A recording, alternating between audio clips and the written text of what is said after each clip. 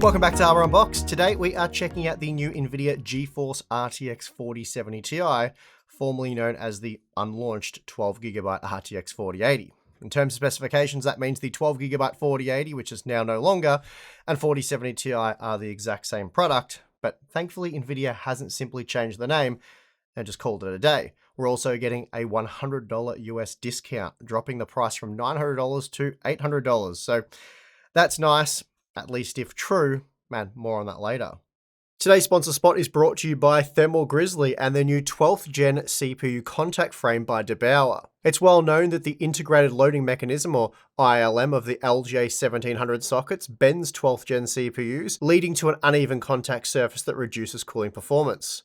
Solving this issue, the contact frame replaces the ILM, allowing for a much more even contact with the CPU's IHS and the base of your cooler, which in turn reduces operating temperatures. Installation's quick and easy, and thanks to the use of anodized aluminium, the contact frame is non-conductive.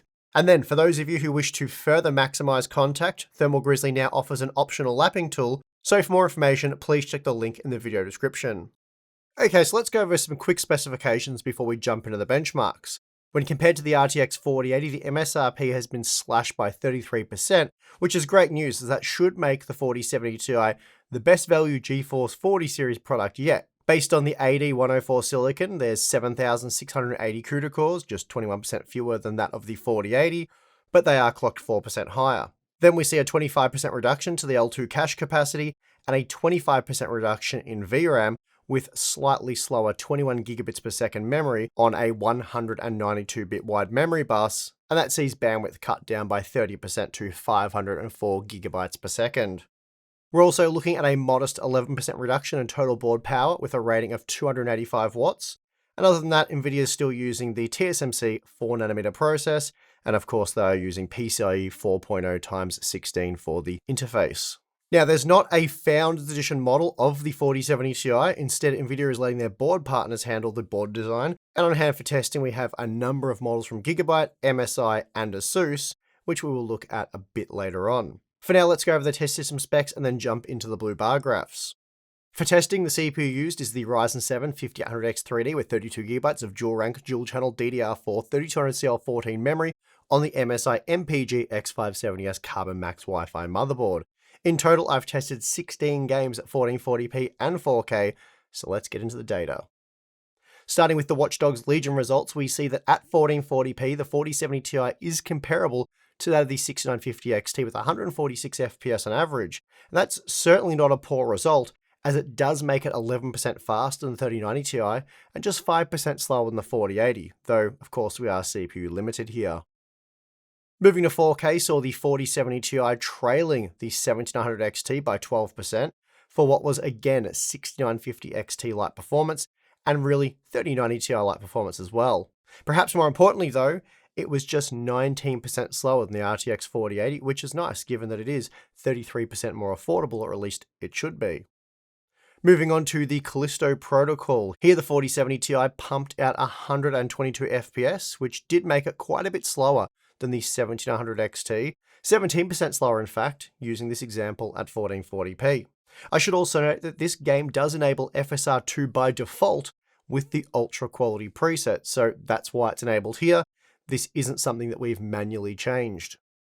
Moving to 4K sees the 4070 Ti delivering 6900 XT performance, making it just 8% slower than the 6800 XT, which is a bit rough given that that GPU can be had for under $600 right now.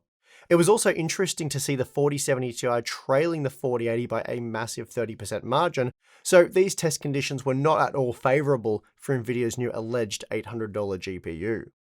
Next up we have Forza Horizon 5, and here the 4070 Ti performed exceptionally well at 1440p, trailing the 4080 by a mere 4% margin to come in ahead of the 7900 XT by a 13% margin. This also made it 25% faster than Nvidia's previous generation flagship, the RTX 3090 Ti, so that's obviously a great result. Performance at 4K became more competitive with the 700 XT closing in, but even so, the 4070 Ti was still 6% faster with 104 FPS on average, and that also made it just 11% slower than the RTX 4080. Rainbow Six Extraction has some very competitive results for us, with the 700 XT and 4070 Ti delivering almost identical results. I'd say this is a good result for the 4070 Ti, as it not only matched its Radeon competition, but it also beat the previous generation's flagship by a 5% margin and was just 19% slower than the 4080. The 3090 Ti did nudge ahead at 4K, but even so, the 4070 Ti still matched the 7900 XT, and even at 23% slower than the 4080, that is still a good result. The Far Cry 6 performance isn't amazing, at least at 1440p. Here we're looking at 3090 Lite performance, so a little slower than the 3090 Ti. Still, we are quite heavily CPU limited, so these results aren't terribly useful for high-end GPUs. Jumping up to the 4K resolution shows just how system limited the 4K data was. That said, the 4070 Ti is still demonstrating 3090/3090 Ti levels of performance, making it 20% slower than the 7900 XT and RTX 4080. The Assassin's Creed Valhalla results are much of the same at 1440p. We're again faced with previous generation flagship performance, just 2% slower than the 6950 XT and 5% faster than the 3090 Ti. That said, although it was just 12% slower than the RTX 4080, it was also 13% slower than the 7900 XT. And even at the 4K resolution, the 4070 Ti still trailed the 700 XT by an 11% margin with 85 FPS opposed to 96 FPS. Still, that meant it was just 15% slower than the RTX 4080, thanks to 3090 Ti Lite performance. Here we see that the 4070 Ti is spitting out 193 FPS at 1440p in Hunt Showdown, which, surprise surprise, meant it was delivering previous generation flagship performance. It was also just 7% slower than the 1700 XT, so pretty good given that it is meant to be 11% cheaper, at least at MSRP. We're also looking at similar margins at the 4K resolution. Here it was 8% slower than the 1700 XT. And again, we're looking at similar performance to that of the 3090, and here that meant it was 26% slower than the RTX 4080. The Outer Worlds uses the Unreal Engine 4, and this title heavily favors Nvidia GPU, so unsurprisingly here, the 4070 Ti was able to nudge ahead of the 700 XT with 167 FPS on average, and unsurprisingly that also placed it alongside the RTX 3090. It's a similar story at 4K. Here the 4070 Ti was a mere 2% faster than the 700 XT, and just 2% slower than the RTX 3090, while it trailed the RTX 4080 by a 23% margin. Now, unlike the Outer Worlds, Call of Duty Modern Warfare 2 doesn't favor GeForce GPUs, in fact, quite the opposite. Here, the 7900 XT is a massive 32% faster than the 4070 Ti at 1440p, despite the 4070 Ti being just 7% slower than the 4080. Interestingly, even at 4K, the 4070 Ti is just 10% slower than the 4080, but also 21% slower than the 7900 XT. And as you'd expect, we're looking at previous generation flagship performance, so given the price, I'd say that's a decent result. The Hitman 3 performance is very similar between the 7900 XT and 4070 Ti at 1440p, placing both just behind the 3090 Ti and just 11% slower than the 4080 thanks to a CPU bottleneck. The 4070 Ti did fall behind the 7900 XT at 4K, trailing by a 12% margin with 122 FPS on average, though that did also make it just 14% slower than the RTX 4080. Horizon Zero Dawn's another title where the 7900 XT and 4070 Ti are neck and neck, at least at 1440p, where both provided 3090 Ti and 6900 XT like performance. The 4K data is very similar. Again, the 4070 Ti and 7900 XT are comparable, and again, provided very similar performance to that of previous generation flagships. Next up, we have F122, and this game has been tested with ray tracing enabled, as that's the default setting using the ultra high quality preset. This does hand the 4070 Ti an advantage, enabling it to best the 1700 XT by an 8% margin at 1440p, once again providing RTX 3090 like performance.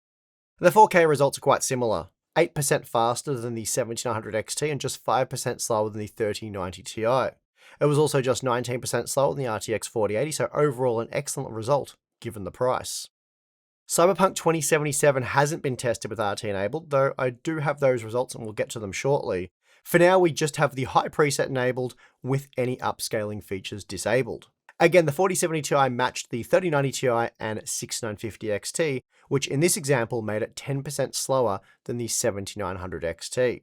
Then at 4K, the 4070 Ti did struggle a bit with just 49 FPS on average, and while that is again previous generation flagship performance, it was also 17% slower than the 7900 XT.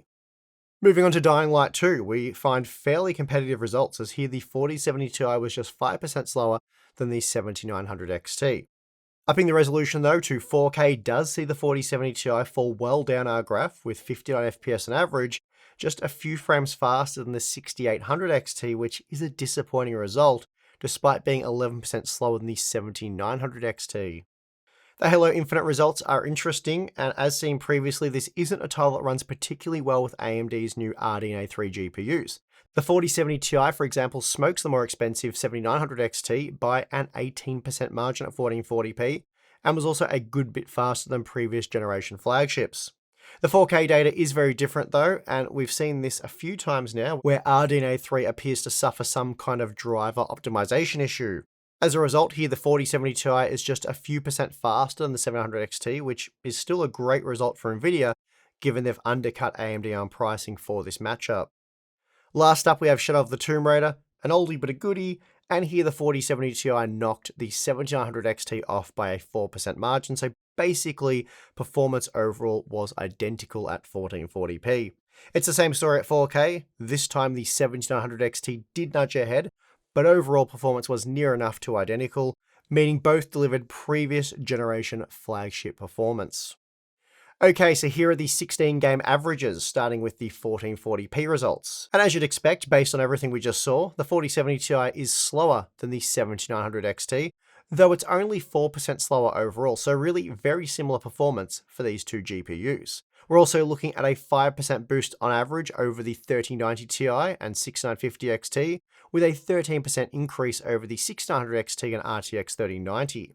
The 4070 Ti was also just 16% slower than the 4080 on average, though in a number of instances we were quite heavily CPU limited, so let's move on to check out the 4K results. Here the 4070 Ti was 7% slower than the 7900 XT and 3% slower than the 3090 Ti, but also 4% faster than the 6950 XT. So in short, previous generation flagship performance for what should be $800, which again in today's market doesn't seem all that bad. It was also 20% slower than the RTX 4080, which again, given the price or the MSRP, that does seem quite reasonable. Finally, for those of you interested, here's the 1080p data when paired with the 5800X 3D. The 7900 XT and 4070 Ti are neck and neck, just 8% slower than the 4080 thanks to the more CPU limited testing. Okay, time for some ray tracing benchmarks, and we'll start with F122, which we've already tested with RTFX enabled, but here we're looking at how the 4070 Ti and 7900 XT compare with and without RT enabled, along with FSR and DLSS upscaling. In short, the 4070 Ti is 8% faster than the 700 XT when using ray tracing, but 17% slower with it disabled. Now, as seen previously when testing with Watch Dogs Legion with ray tracing disabled, the 4070 Ti was 12% slower than the 7900 XT. However, with the Ultra RTFX enabled, the 4070 Ti is now 10% faster, so while the 700 XT is decent here with ray tracing enabled, the GeForce GPU does get handed the win. The 4070 Ti and 7900 XT were neck and neck in Marvel's Guardians of the Galaxy, using the ultra quality preset at 1440p without ray tracing enabled, both with around 190 FPS on average. However, with ray tracing enabled, the 4070 Ti is now 25% faster, rendering an impressive 105 FPS. The Fortnite results are really interesting because here we're no longer using the RT implementation, but rather the Unreal Engine 5.1, so software-based ray tracing.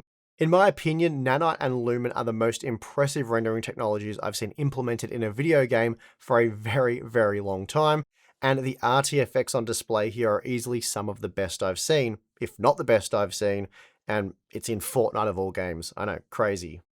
What's just as amazing is how well optimized these Nanite and Lumen technologies are for GeForce and Radeon GPUs, with the 7900 XT actually outperforming the 3090 Ti and 4070 Ti by a slim margin.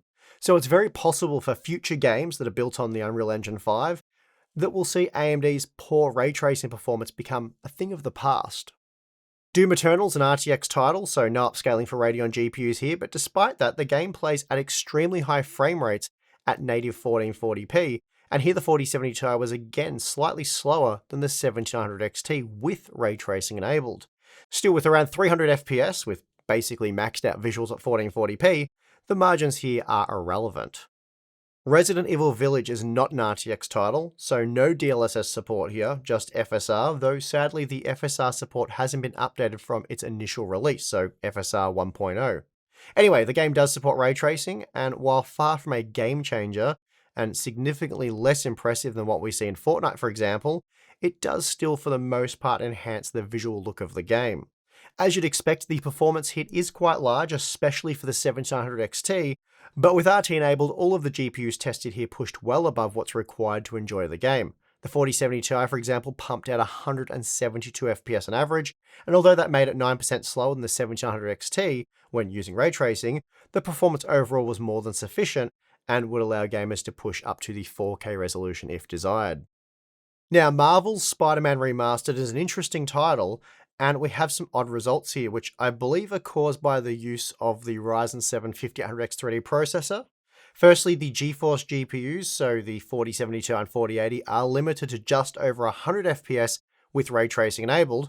The 1% lows of the 4080 are higher than that of the 4070 Ti, but both are clearly artificially limited. And this is most obvious when looking at the 3090 Ti, which was faster than even the 4080, and this wasn't just the case with RT enabled.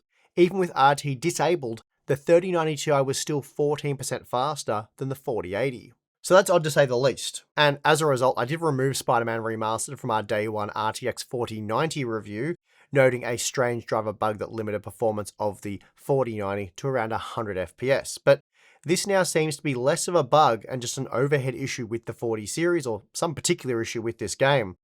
Whatever the case though, these results are accurate with the 5800X 3D. That means without RT enabled, the 7900 XT is 16% faster than the 4070 Ti, and with it enabled, performance is much the same. The Cyberpunk 2077 ray tracing performance, even with the high quality preset, is brutal, and even the 4070 Ti really does require some kind of upscaling technology, as it produced just 51 FPS on average.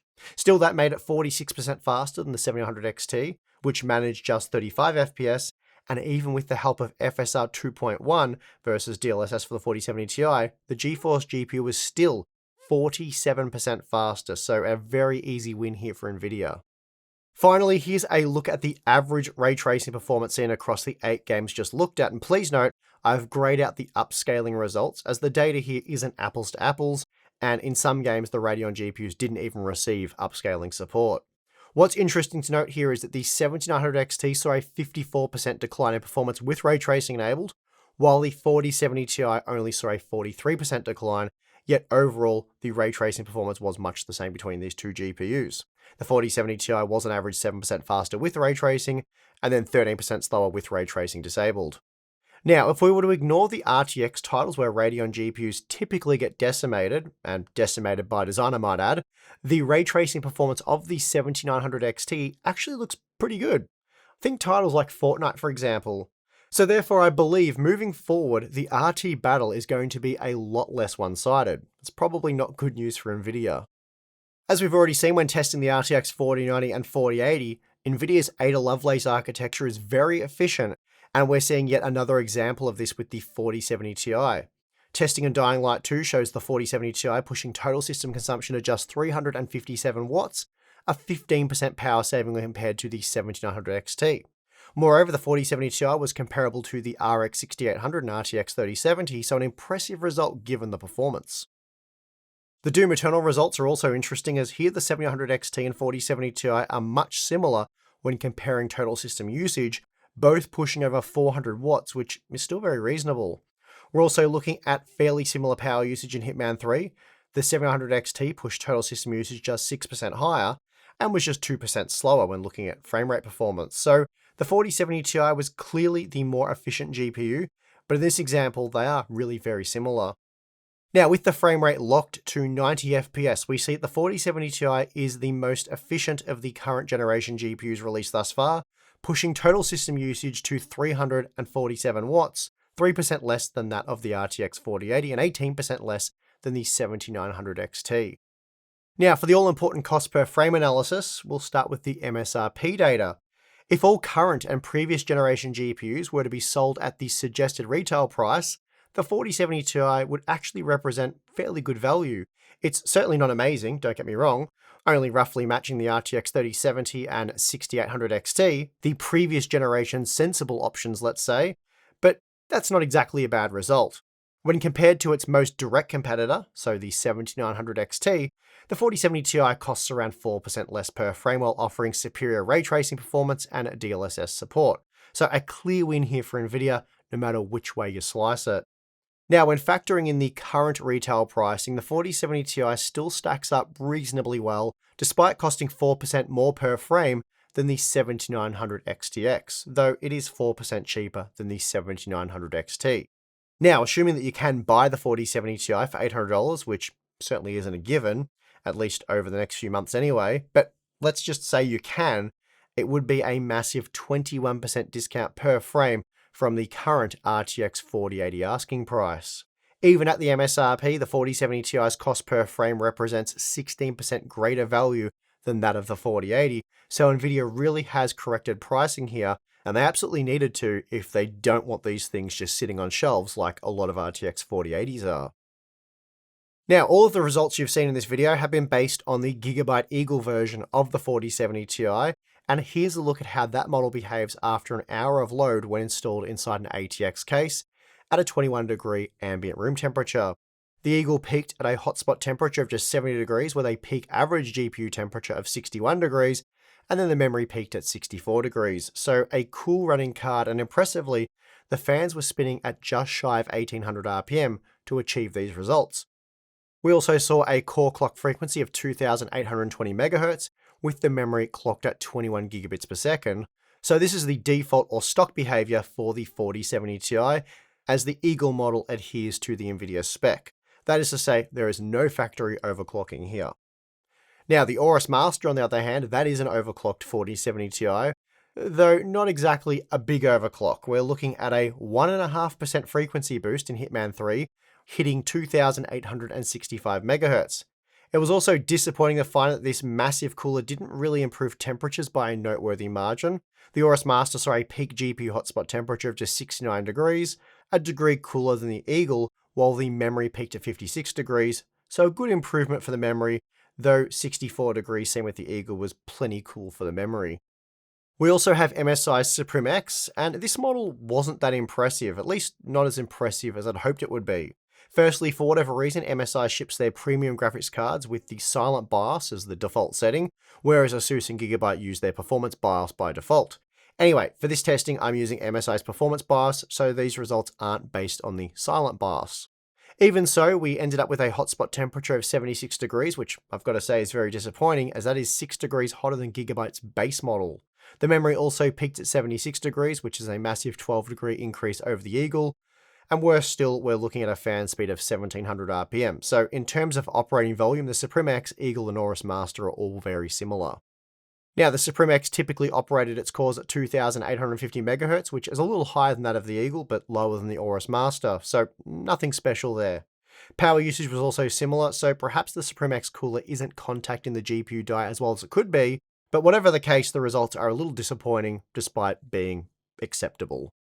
The Asus TUF Gaming also reached a peak hotspot temperature of 77 degrees, but it did so at a relatively low fan speed of just 1500 RPM and was therefore silent, or at least quieter than our case fans.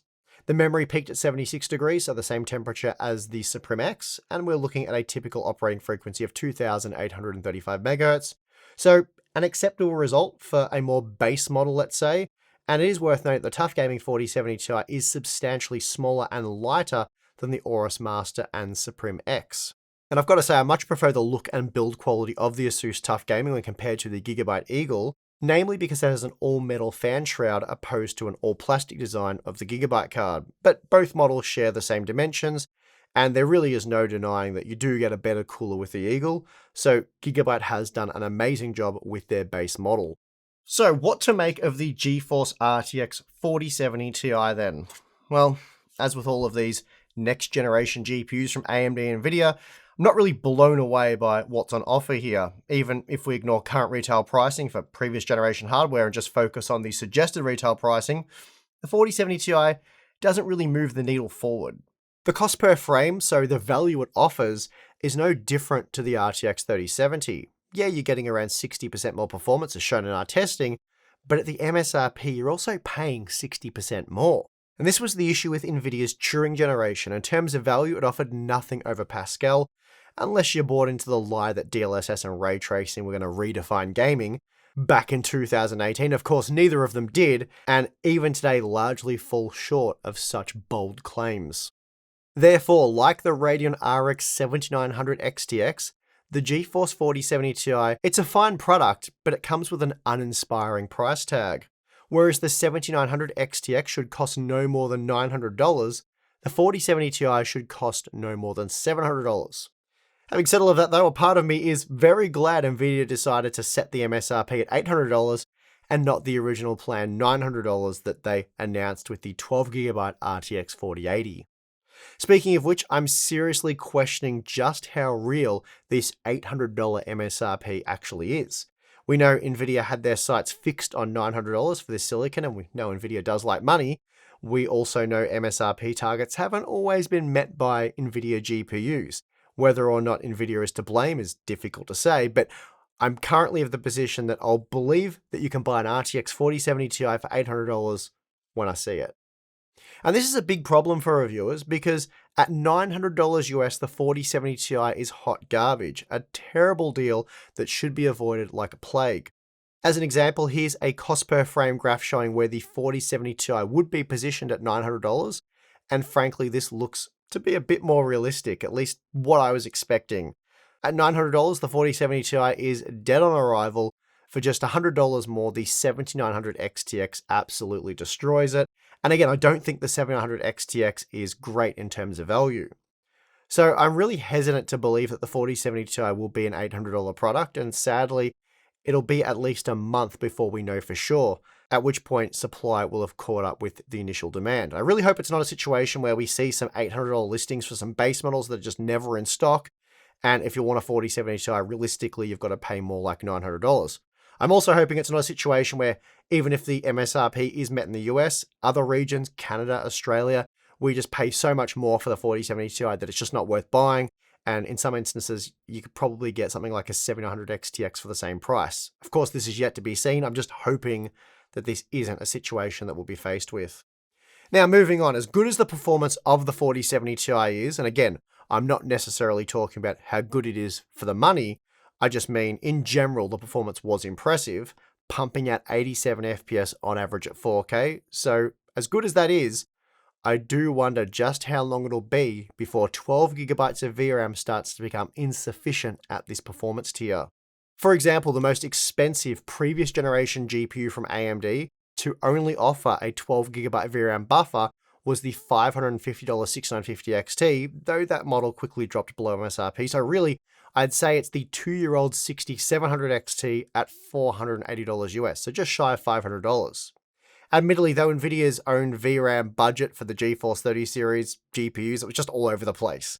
But even so, the 3080 offered 10GB of VRAM 2 years ago. I feel today at this price point, 16GB should be the absolute minimum, especially given there are already numerous examples where 8GB no longer cuts it at the high end. And no, I'm certainly not advocating you spend $900 on the 7900 XT for the extra 8GB of VRAM, but if AMD were to slash prices and get the 700 XT to a similar price point to that of the 4070 Ti, then it would be, in my opinion, the more obvious choice. And on that note, the 7900 series pricing by AMD was so dumb. They've somehow once again managed to make Nvidia look good. And that's because you want to price your latest and greatest products so that when they enter the market, they're the obvious choice, forcing your competitor to give up market share or make a price cut just to compete. You don't want to enter the market and just roughly match your competitor because, for one, where's the incentive to go AMD?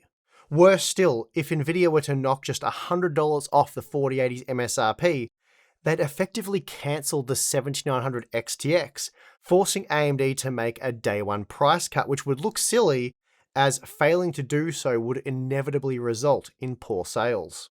In short, you want to put your competitor in a position where they'd have to reduce prices just to compete, not a position where if they simply knocked 8% off, you're done. Evidently though, Nvidia didn't feel threatened enough by AMD's latest and greatest offerings to do anything, which is probably the most disappointing result possible for consumers.